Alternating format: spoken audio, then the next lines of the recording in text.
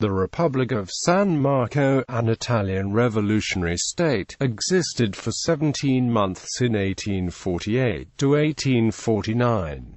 Based on the Venetian Lagoon, it extended into most of Venetia, or the Terraferma territory of the Venetian Republic, suppressed 51 years earlier in the French Revolutionary Wars. After declaring independence from the Habsburg Austrian Empire, the Republic later joined the Kingdom of Sardinia in an attempt, led by the latter, to unite northern Italy against foreign domination. But the First Italian War of Independence ended in the defeat of Sardinia, and Austrian forces reconquered the Republic of San Marco on 28 August 1849 following a long siege. History. Background. After existing as an independent maritime republic for nearly 1,400 years and a leading naval power in the Mediterranean for most of that time, the Republic of Venice surrendered to Napoleon during the French Revolutionary Wars in 1797 and was ceded to the Austrian Empire by the Treaty of Campo Formio a few months later.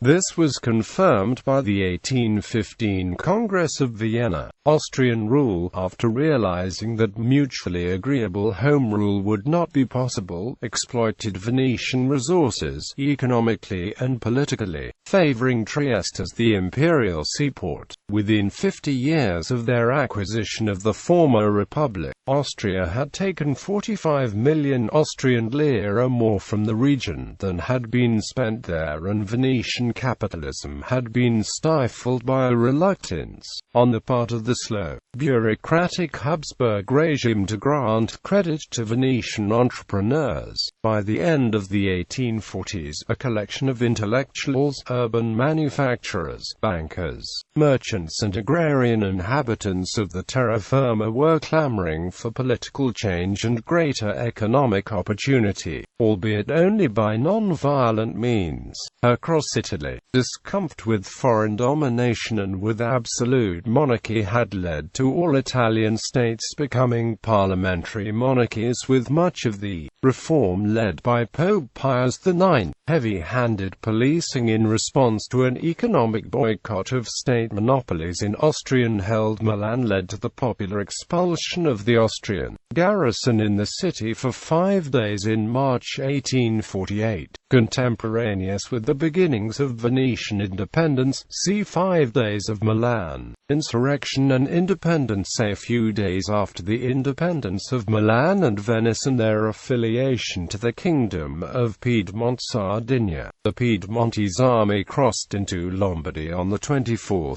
March 1848, with the Austrian commander, Field Marshal Radetzky, pulling back to the Quadrilatero, a chain of defensive fortresses between Milan and Venice. 2 days previously, Daniele Manin entered the Venetian arsenal with a number of public-spirited Venetians, in a direct challenge to Austrian rule. As the Arsenalati detested the Austrian overseers and the Italians in Austrian military service were pro-Venetian, Manin and his supporters moved about at will, unharmed. Believing that the timing was favorable, Manin led his followers out of the compound with the cry "Viva San Marco," the motto of the defunct Republic of Venice.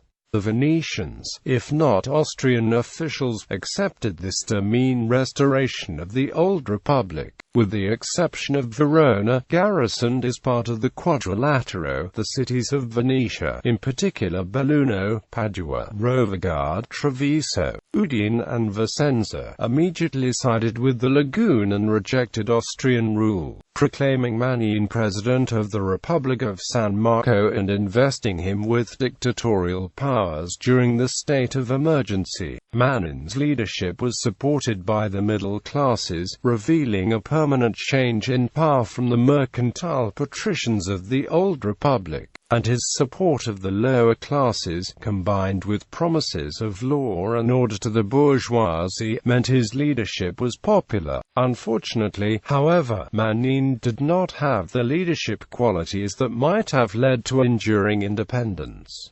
maintaining independence. King Charles Albert of Sardinia had occupied Milan and other Austrian territories with his army, but despite popular support in the Papal States, the Tuscany, and the two Sicilies for the Sardinian campaign, he chose to seek plebiscites in the occupied territories rather than pursuing the retreating Austrians. Despite enthusiastic support for Sardinia by the revolutionaries, the Austrians started to regain ground, but the Austrian government was distracted by the Vienna Uprising, the Hungarian Revolution of 1848, and other revolutions of 1848 in the Habsburg areas.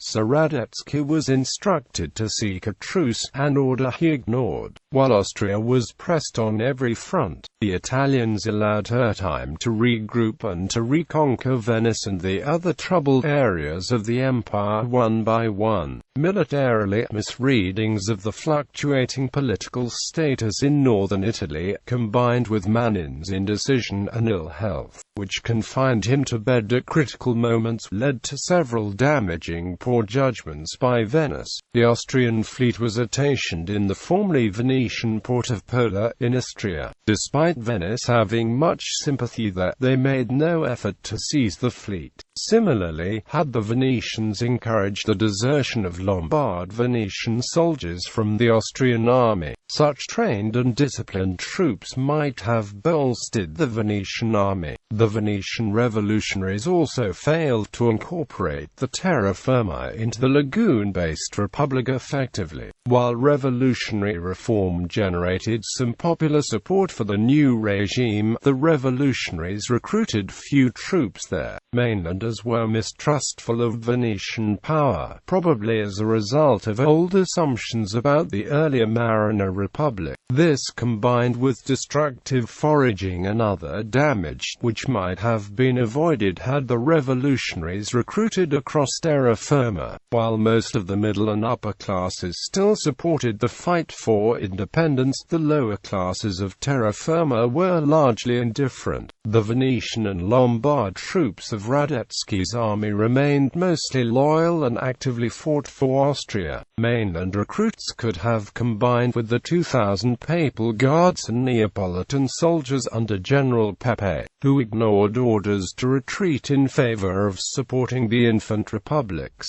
But when Austrians under Nugent marched on Verona, and General Duranda led a Piedmontese force to defend, Venice could only supply a few volunteers, later joined by Colonel Ferrari's Papal regulars. This was of no avail, as Nugent's force met up with Radetzky's forces and took Verona easily. Meanwhile, Manin retreated from his republican fervor for fear of offending Charles Albert. This move was, however, both transparent and ineffectual. He also relied on reinforcement by Piedmontese and Papal troops, not understanding that Piedmont would not welcome a powerful republican neighbor when monarchies were under threat across Europe, or that Pope Pius IX could not continue to support war between two Catholic monarchs practically on his border. After the Italian rout at the Battle of Custizza on the 29th of July, Charles Albert abandoned Milan. When Radetzky offered its citizens free passage from the city, half the population left. On the 4th of July 1848, the Venetian Assembly voted 127-6 to approve Manin's proposal of subsumption into the Kingdom of Sardinia. This lasted only a month, as on the 9th of August Charles Albert signed an armistice that restored the Piedmontese border at the Ticino River. At the same time, the Piedmontese navy abandoned its support of Venice. In early October, followers of Giuseppe Mazzini tried to organize a great Republican demonstration, hoping to gain aid from the French Second Republic, convert the city into a center of Italian liberation, and inspire Garibaldi into an anti-Austrian crusade. but Manin, to avoid offending Charles Albert, suppressed them. A federal congress was to meet in Turin on 12 October 1848, and Prime Minister Vincenzo Gioberti of Piedmont invited Venice to send delegates, but the Venetians declined. The revolutionary authorities' reaction to Piedmont's declaration of war on Austria illustrated the failure to grasp realities. The Venetian Assembly recessed for 2 weeks, returned to Austrian control. The crushing defeat of Italian forces at the Battle of Novara sounded a death knell for Italian independence from the Austrians. To avoid an occupation of Piedmont, Charles Albert abdicated in favor of his son Victor Emmanuel II, whose treaty with Austria required the complete removal of the Sardinian navy from Venetian waters. Manin addressed the Venetian Assembly on 2 April 1849, and they voted to continue the struggle against the Austrians, despite an Austrian blockade of the city. On 4 May 1849, Radetzky started his attack on the Venetian fort of Marghera, held by 2,500 troops under the Neapolitan command of Girolamo Allo. Bombardment of the lagoon and city started at the same time, and over the next 3 weeks alone, 60,000 projectiles were dispatched towards Venice. The fort at Marghera held out until 26 May, when Allo ordered its evacuation. An offer of surrender from Radetzky was rejected at this time. By August, with famine and cholera sweeping the city, Manin proposed that the Assembly vote for surrender, threatening to resign if the Assembly votes to fight to the last. The Assembly, however, agreed, and provided the President with authority to seek terms, which were agreed on 22 August. Radetzky's entrance to Venice on 27 August marked the complete surrender of Venice to the Austrian Empire, restoring the status quo ante bellum and causing Manin to flee Italy, with his family and 39 fellow revolutionaries, into exile. Manin's wife died of cholera within hours of the departure for Paris. Leadership was effectively provided by Daniele Manin throughout the Republic's brief existence, but the following heads of state were in place during the 17 months.